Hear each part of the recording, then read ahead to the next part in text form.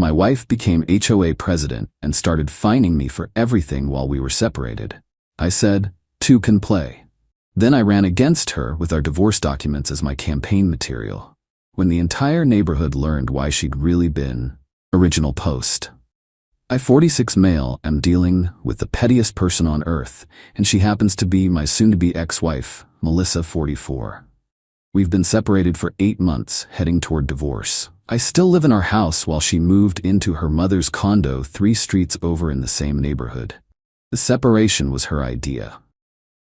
Said she needed to find herself after 19 years of marriage. Translation: she'd been having an emotional affair with some guy she met at her book club. But that's not even the main issue here. 3 months ago, Melissa ran for HOA president. Our neighborhood association was having elections, and she campaigned hard, promised to clean up the community and enforce standards that have been ignored too long. She won by 12 votes. First week in office, I get a violation notice. My trash cans were visible from the street, $50 fine. They'd been in the same spot for 8 years. Next week, grass was 4.5 inches instead of the maximum 4 inches, $75 fine. Week after, car parked facing the wrong direction in my own driveway, $100 fine. She was using her position to harass me. The HOA charter gives the president broad discretion on violations, and she was exercising every bit of it. Against me specifically. I tried reasoning with her via text. Me, Melissa, this is ridiculous. You're fining me for things nobody cared about before. Her, I'm simply enforcing the CC&Rs. If you maintained your property properly, there wouldn't be issues. My car was in my own driveway, facing the wrong direction, which violates section 4.3.2. Rules are rules, Thomas. In 2 months, she'd hit me with $1,400 in fines. I knew she was trying to force me out of the house before the divorce settlement, make it so expensive and miserable that I'd just leave. Then I learned something interesting. Our HOA elections happen every year. The next one was in 6 weeks. And any homeowner in good standing can run. I was definitely a homeowner, and after paying those ridiculous fines to avoid liens, I was technically in good standing. Time to play her game. Update 1, 2 weeks later. Started my campaign for HOA president this week, but not just any campaign. I decided to go nuclear with transparency. My first campaign flyer delivered to all 186 homes in our neighborhood. Hi, I'm Thomas Morrison, your neighbor at Redacted. I'm running for HOA president because I believe in fairness and transparency. Did you know that in the last 2 months alone, certain homeowners have been fined over $1,400 for minor infractions that were never enforced before? Did you know the current president has personal connections to these targeted enforcements? I'll share the full story at the community meeting this Thursday. Melissa called me within an hour, screaming, "What the hell are you doing?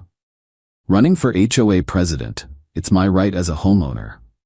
You're trying to humiliate me. I'm trying to stop the harassment. You fined me $1,400 in 8 weeks because you keep violating rules. Rules you never enforced until you took office. Rules you don't enforce on anyone else." She hung up. Thursday's meeting was beautiful. About 60 neighbors showed up, way more than usual. I came prepared with documentation. Every fine I'd received, with photos. Historical enforcement data showing these violations were never fined before. A spreadsheet showing I was the only homeowner fined for these specific violations. Public records showing Melissa had moved out months ago, but was still using her presidential authority against the home she no longer lived in. But I saved the best part for last. I want to be transparent with everyone, I said, holding up a folder. The current president and I are in divorce proceedings. She moved out 8 months ago. These fines started exactly 1 week after she took office. You can draw your own conclusions about whether this is coincidental or targeted harassment. The room erupted. People were pissed. Not at me, at her. Gerald, an 82-year-old retiree from 2 doors down. So she's using HOA funds and authority for a personal vendetta? Janet from the cul-de-sac. I got fined last month for my garden gnome being unapproved decoration. She approved it herself last year when she was just a board member. More people shared stories. Apparently, I wasn't the only target, just the biggest one. She'd been selectively enforcing rules against people she didn't like. Melissa stood up, face red. These are all legitimate violations. I'm simply doing the job you elected me to do. Then, why, I asked calmly, did you approve a variance for your mother's identical trash can placement last week? Dead silence. Her mother lived 3 streets over, same HOA. I had the variance documentation. Update 2. 1 week before election. The gloves came off after that meeting. Melissa went full scorched earth. First, she tried to disqualify me from running. Claimed I wasn't in good standing because I had pending investigations for new violations. Violations she'd just invented. Mailbox was wrong shade of black. $200. Outdoor light fixture was not architecturally harmonious. $150. Tree branches extending over sidewalk, they were 10 feet up. $300. I paid them all immediately, keeping receipts. Total now, $2,050 in 3 months. Then came the smear campaign. She sent out her own flyers. Do you want an angry, vindictive man running your HOA? Thomas Morrison is running out of spite. He has a history of not maintaining his property. He's confrontational and unstable. Keep our community peaceful. Re-elect Melissa Morrison. Yeah, she still used my last name on her campaign materials. The irony wasn't lost on anyone. But here's where Melissa screwed up. She'd been so focused on attacking me that she forgot about the actual election rules. Our HOA charter requires candidates to disclose any conflicts of interest or pending legal matters that could affect their ability to serve. She didn't disclose our divorce. I did. My next flyer was simple. Full disclosure. As I've mentioned, Melissa and I are in divorce proceedings. Here's what she hasn't told you. She initiated the divorce after beginning a relationship with another man. She moved out but continues to use HOA authority over the marital home. She has issued $2,050 in fines against me since taking office. She has approved variances for her family while denying them for others. Our divorce includes allegations of financial misconduct. I believe in transparency. Ask yourself, why hasn't she mentioned any of this? I attached public divorce filings with the relevant sections highlighted. Nothing sealed or private, all public record. The phone calls started immediately. Neighbors were furious. Not about the divorce, people get divorced. They were mad about the deception and abuse of power. Then the real bomb dropped. Janet, the lady with the garden gnome, did some digging.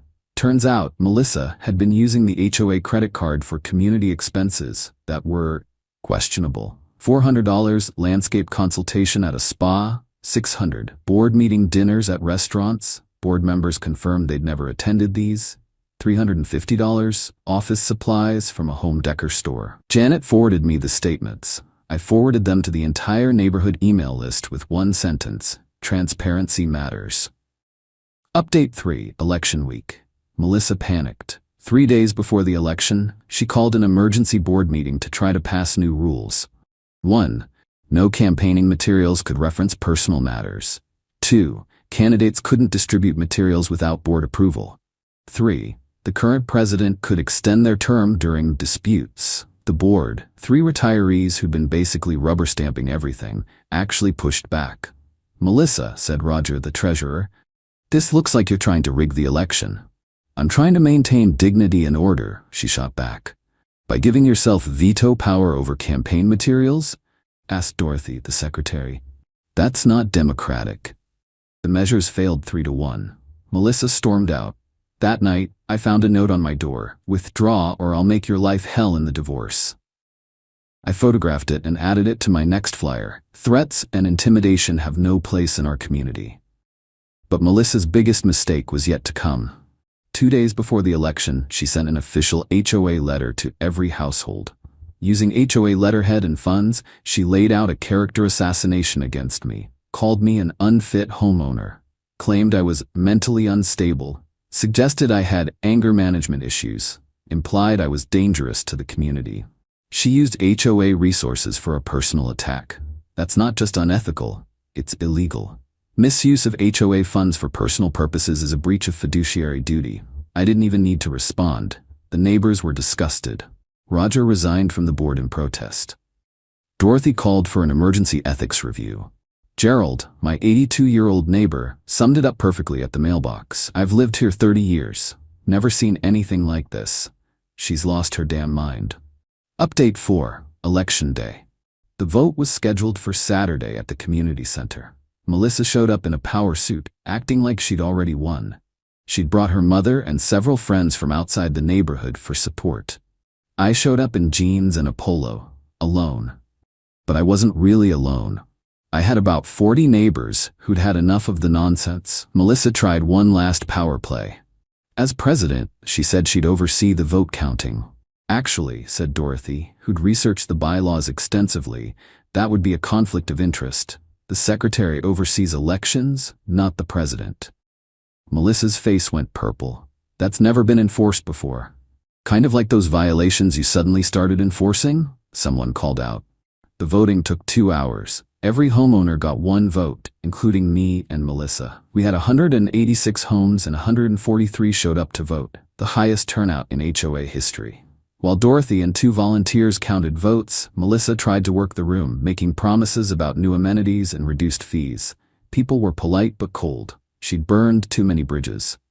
The results: Thomas Morrison, 19 votes, and Melissa Morrison, 24 votes. A landslide. Melissa demanded a recount. Dorothy obliged. Same results. Then Melissa played her last card. This election is invalid. He's not even going to live here after the divorce. He's planning to sell. I stood up. Actually, the divorce settlement isn't finalized. And according to my lawyer, the house is likely to be awarded to me since you voluntarily vacated and established residence elsewhere. But even if I were to sell eventually, I'm a current homeowner in good standing, which is all that's required. The room was silent. Melissa grabbed her purse and started to leave. "Oh, Melissa," I called out. "As my first act as president-elect, I'm ordering a full audit of HOA finances. Just for transparency, you understand." She slammed the door so hard the windows shook. Update 5, 1 week post-election. The audit revealed exactly what I expected and more. $3,200 in questionable expenses over 3 months. Selective enforcement resulting in $8,500 in fines, 70% from just 5 households. Unapproved bonuses to herself for exceptional service. A contract with a landscaping company owned by her new boyfriend. Conflict of interest. The HOA board voted unanimously to 1. Reverse all fines issued in the last 3 months. 2. Demand repayment of unauthorized expenses. 3. File a claim with our insurance for breach of fiduciary duty. 4. Ban Melissa from holding any HOA position for 10 years. But the best part? Our divorce judge was very interested in this information. See, Melissa had been claiming she needed alimony because she couldn't work due to stress from the divorce. But she'd been president of the HOA, running meetings, managing contractors, and running a campaign, clearly capable of working. She'd also hidden the HOA president's stipend, $200 per month, from her financial disclosures. And those questionable HOA expenses? Some coincided with dates she claimed to have no money for necessities. My lawyer had a field day. The judge was not amused. "Mrs. Morrison," the judge said at our next hearing, "you've been using an HOA presidency to harass your ex-husband, misappropriate funds, and hide assets. This does not speak well to your credibility or character." The settlement that followed was beautiful. I got the house, she'd abandoned it anyway. No alimony, she'd proven she could work. She had to pay back $3,200 to the HOA. She got hit with $5,000 in sanctions for financial misconduct. She had to pay my legal fees for the hearings related to her HOA abuse. But wait, there's more. Update 6. 1 month later. Melissa tried to salvage her reputation by spreading rumors that I'd manipulated the election. She posted on the neighborhood Facebook group, which she'd been banned from, but used a fake account, claiming I'd bribed neighbors and fabricated evidence. The neighbors weren't having it. Janet posted the actual HOA financial records. Gerald posted the copies of my fines versus everyone else's. Dorothy posted the meeting minutes where Melissa had tried to rig the election. Then something unexpected happened. Melissa's boyfriend, the one with the landscaping company, dumped her. Turns out, he didn't know about the financial misconduct. When the HOA canceled his contract and word got out about the investigation, he lost 3 other neighborhood contracts. He threatened to sue her for damaging his business reputation. Melissa's mother, Loretta, knocked on my door one evening. "Thomas, I'm sorry about all this." "Not your fault, Loretta." I tried to tell her to stop. The fines, the campaign, all of it. She wouldn't listen. She was so angry about the divorce, about you not fighting for her when she left. She left me for another man. I know, that book club guy, who also dumped her, by the way, when this all became public. Turns out his wife didn't know about the emotional affair. So the guy she'd left me for was also gone. The landscaper boyfriend was gone. The HOA presidency was gone. The house was gone. The alimony was gone. All because she couldn't resist using her tiny bit of power for petty revenge. Final update. It's been 3 months since I became HOA president. Here's where everyone stands. I've reversed all of Melissa's arbitrary rules and selective enforcements. No more fines for trash cans visible from the street or grass being a 1/4 inch too long. We focus on actual issues that affect property values and neighbor relations. The HOA finances are healthier than ever. We recovered the $3,200 from Melissa, had to garnish her wages, but we got it. We're actually reducing fees next year, first time in a decade. Melissa had to move out of her mother's condo when Loretta sold it to downsize. Last I heard, she's renting a 1-bedroom apartment 40 minutes away. Still single, still bitter, still posting vague Facebook quotes about rising from the ashes and karma will handle it. She tried one last pathetic move, reported me to the IRS for not declaring the returned HOA fines as income. The IRS agent actually laughed when I showed him the documentation. Returning illegally collected fines isn't taxable income. They warned her about filing false reports. The divorce is final. I got the house worth $420,000, my full 401k, no alimony obligations, her having to pay $5,000 in sanctions plus $8,000 in legal fees. She got her car, her personal belongings, 30% of the marriage savings. Judge said her misconduct warranted unequal distribution. A reputation in ruins. The neighbors still talk about it. The Great HOA War of 2024, they call it. I've become something of a local legend. The guy who beat his ex-wife at her own petty game. Roger, who came back to the board after Melissa left, said it best. She weaponized the HOA for personal revenge and ended up destroying herself. It's almost Shakespearean. Janet started a newsletter called HOA Transparency Times, where she publishes all financial records and decisions. We've never had more community engagement. Gerald, my elderly neighbor, still chuckles every time he sees me. She fined you for grass height and ended up losing everything. That's karma with compound interest. I'm dating now. Met a nice woman named Carol at a community barbecue I organized, with HOA funds, properly documented and voted on. She laughed when neighbors told her the story. So you're the guy who turned HOA bylaws into a weapon of mass destruction? Technically, I just enforced transparency and ethical standards. And destroyed your ex-wife in the process. That was just a fortunate side effect. We've been together 2 months. She thinks the whole story is hilarious, especially the part where Melissa tried to extend her own term mid-election. Last week I got a letter from Melissa's lawyer. She wants to sue me for intentional infliction of emotional distress related to the HOA election. My lawyer responded with one sentence. Please proceed. We look forward to discovery. Haven't heard back. The house is peaceful now. No more vindictive fines, no more petty harassment. Just me, living in the home I paid for, running an HOA that actually serves its community instead of personal vendettas. Melissa wanted to use her position to make my life hell. Instead, she gave me the ammunition to defend myself and expose her for what she really was. She forgot the golden rule of revenge. When you seek to destroy someone, make sure they can't destroy you back. I didn't set out to ruin her life. I just wanted the harassment to stop. But when she escalated, I responded with facts, transparency, and her own tactics turned against her. She wrote the rules of engagement when she weaponized the HOA. I just played by them better. The moral of the story? Don't elect your bitter ex to a position of power over your property. And if she gets elected anyway, make sure you keep every receipt, document every violation, and remember that public records are public for a reason. Also, always read the bylaws. You'd be amazed what power they contain when used correctly. Oh, and one last thing. The new landscaping company I hired as HOA president, they're excellent, very professional, and they have no connection whatsoever to anyone's ex-boyfriend. Petty? Maybe. Satisfying?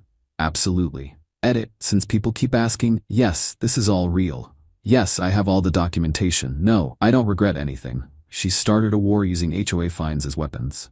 I finished it using transparency and democracy. That's not revenge.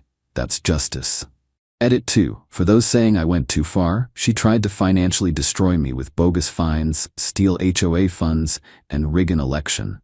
I used public records and legal procedures to stop her. If that's too far, then I guess I'm guilty. Edit 3. Melissa, if you're reading this, and I know someone will send it to you, that offer to audit your personal finances during discovery still stands. My lawyer is very thorough, very, very thorough.